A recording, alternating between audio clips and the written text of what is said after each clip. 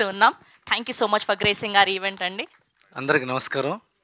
అందరూ media media media media అంటున్నారు. ఇది నిజంగా మీడియా సినిమా అనేది. ఇది పర్ఫెక్ట్ మీడియా సినిమా. ఎందుకంటే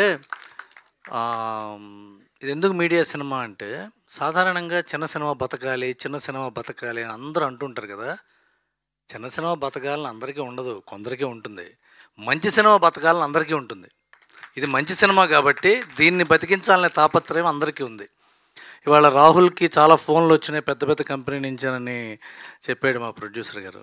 కానీ ఆ ప్రొడ్యూసర్కి, ఆ రాహుల్కి ఫోన్లు వచ్చిన ప్రొడ్యూసర్లు అందరికీ చెప్పింది కూడా మీడియానే.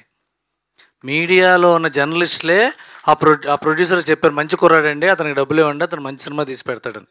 అవును, ఇది నిజం. ఇది మీకు తెలియదేమో, నీకు తెలియదేమో కూడా చెప్తున్నా. అండ్ చిన్న సినిమా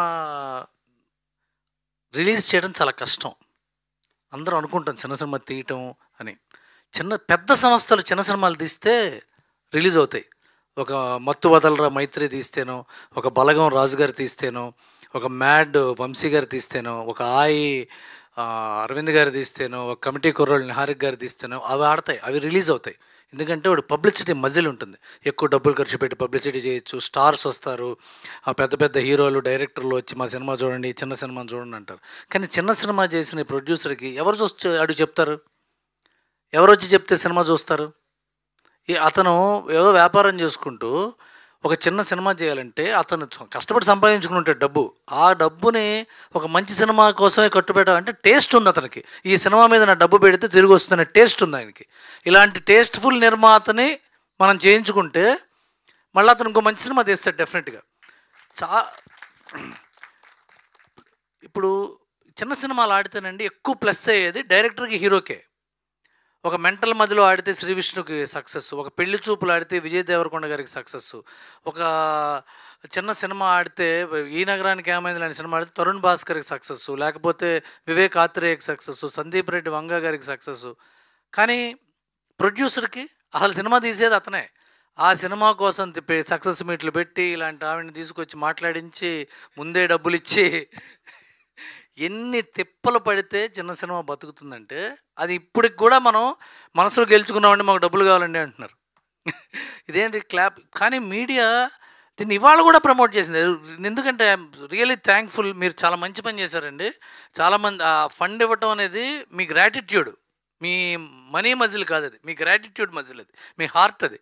ఎందుకంటే రిలీజ్ అయిన ముందు, రిలీజ్కి ముందు రోజు ట్వీట్స్ చేయటం లేకపోతే పబ్లిసిటీ చేయటం పర్వాలేదు. ఇవాళ నిన్న కూడా శనివారం పొద్దున కూడా మీడియా నుంచి ట్వీట్స్ రావడం అంటే వెరీ ఆర్గానిక్. ఇది సినిమా బతకాలి అని వాళ్ళ సంకల్పం. ఇది వాళ్ళ సంకల్పంలో నుంచి వచ్చిన రియాక్షన్. ఇది you have to be really thankful for them. నిన్న చాలామంది యాంకర్స్ కాకుండా నిన్న మీరు సినిమా చూసారని తెలిసింది నాకు. అది very very thankful for you. And చాలా మేము చిన్న చిన్న సినిమాల్లో హీరోయిన్స్ మాట్లాడడానికి వస్తే అందరికీ నమస్కారం దాకానే తెలుగు మాట్లాడి తర్వాత అంతా వేరే వేరే భాషల్లో మాట్లాడే వాళ్ళని మనందరం చూసాం, ఎంజాయ్ చేసాం. వాళ్ళని పెద్ద స్టార్స్ని కూడా చేసాం. ఈ అమ్మాయి కొత్తగూడెం పిల్ల టీనా చక్కటి తెలుగులో మాట్లాడి సిగ్గుపడుతుంది, తెలుగులో సిగ్గుపడుతుంది అమ్మాయి. ఆ మెలికలు కూడా తెలుగులోనే. వెరీ కంగ్రాచులేషన్స్ అమ్మ.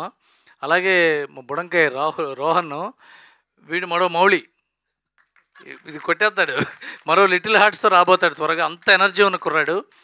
అండ్ నేను చాలా డియర్గా ఫీల్ అవుతూ చెప్తున్నా, తిరువీర్ ఎవరికైనా బ్యాక్గ్రౌండ్ ఉంటుంది, బ్యాక్గ్రౌండ్ ఉండదు. పేరెంట్స్ కూడా లేరు తనకి, తెలుసా మీకు?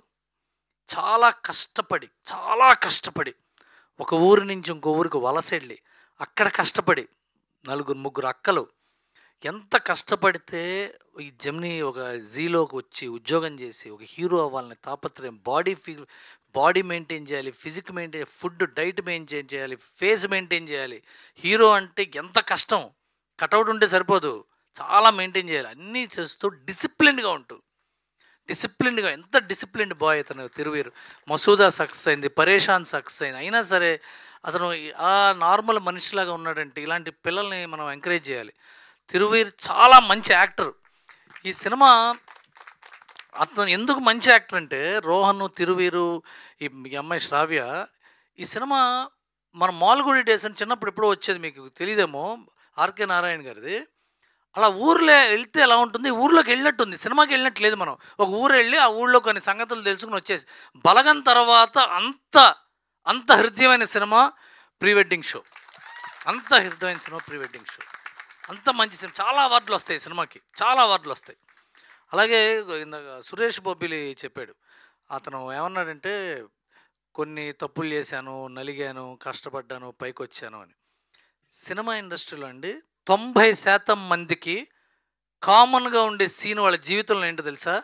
ఇంక మనం ఫెయిల్ అయిపోయానురా, ఇంటికి వెళ్తేనేమో ఈ మొహం మీద ఉమ్మేస్తారు, ఇక్కడ బతకాలంటే డబ్బు లేదు, జీవితం లేదు, చావే గతేమో అనుకుని 100కి 90 మంది కనిపిస్తుంది.